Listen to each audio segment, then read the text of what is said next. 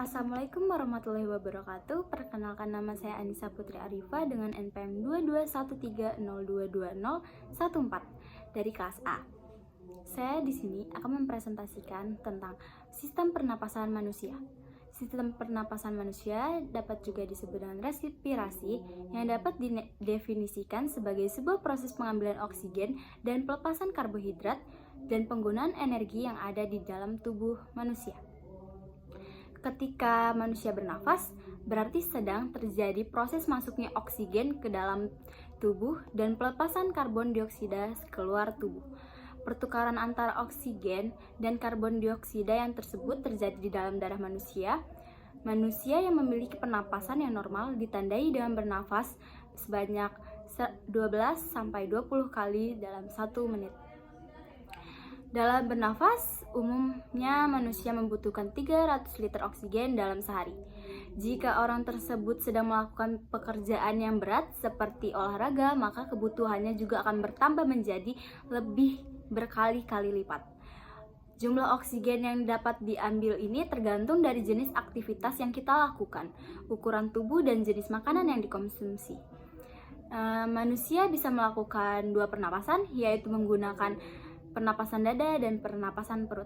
Manusia menggunakan alat dan organ-organ pernapasan yang terdiri dari hidung, faring, trakea, bronkus, bronkiolus, dan paru-paru. Pada paru-paru yang normal, volume udara bisa mencapai 4.500 cc. Kapasitas ini biasa dikenal dengan kapasitas total. Ketika proses pernapasan berlangsung, kapasitas vital udara yang digunakan hanya sampai 3.500 cc. Kapasitas vital adalah jumlah udara maksimal yang bisa dikeluarkan manusia setelah paru-parunya terisi. Lalu kemana sisa 1.000 cc-nya? 1.000 cc yang tersisa adalah sisa udara yang tidak bisa digunakan. Sisa udara tersebut akan mengisi bagian paru-paru sebagai residu. Ada pula di fungsi sistem pernapasan manusia. Fungsi pernapasan sistem manusia yaitu untuk memasukkan udara yang mengandung oksigen dan mengeluarkannya dalam senyawa karbon dioksida dan uap air. Selain untuk bernafas, sistem pernapasan manusia juga memiliki fungsi untuk membuat suara. Berikut adalah beberapa fungsi sistem pernapasan manusia. Yang pertama, menghirup dan menghembuskan udara atau bernafas.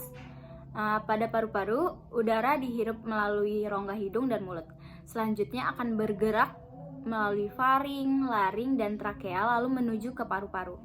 Selanjutnya udara akan dihembuskan keluar dan mengalir melalui jalur yang sama.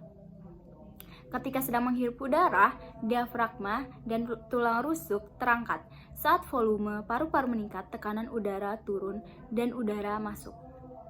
Yang kedua, pertukaran gas antara paru-paru dan aliran darah.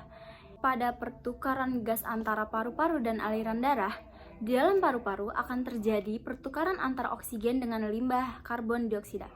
Proses ini disebut dengan respirasi eksternal dan terjadi di alveoli. Yang ketiga, pertukaran gas antara aliran darah dan jaringan di dalam tubuh.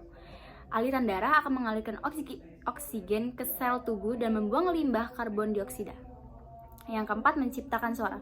Udara yang menggetarkan pita suara akan menciptakan sebuah suara. Suara ini dibentuk oleh struktur di saluran pernapasan bagian atas. Yang kelima, mencium bau. Proses penciuman dimulai dengan serat penciuman yang melapisi rongga hidung. Stimulus akan mengirimkan sinyal ke otak. Sinyal tersebut akan bergerak dan dari situlah manusia bisa mengenali bau. Organ bagian sistem pernapasan manusia, yang pertama yaitu rongga hidung, yang kedua faring atau tenggorokan, yang ketiga trakea atau batang tenggorokan, yang keempat laring atau pangkal tenggorokan, dan 5 bronkus atau cabang batang tenggorokan. 6 pulmo atau paru-paru.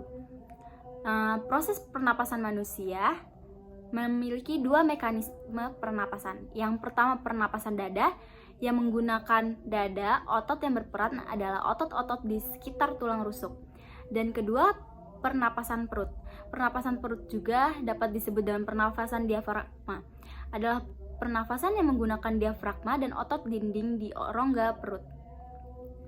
Dan cara melihat organ pernafasan yaitu seperti ya sistem pernapasan seringkali terganggu. Agar tidak terjadi gangguan pada pernafasan, caranya sebagai berikut, yaitu hindari merokok, 2 berolahraga, dan 3 hindari paparan polusi karena polusi sangat berpengaruh dalam pernafasan kita sebagai manusia. Dan yang keenam, menghindari infeksi paru-paru, yaitu untuk seperti menjaga kebersihan atau menjaga makan. Dan sekian untuk presentasi tentang sistem pernafasan manusia. Saya akhiri. Wassalamualaikum warahmatullahi wabarakatuh.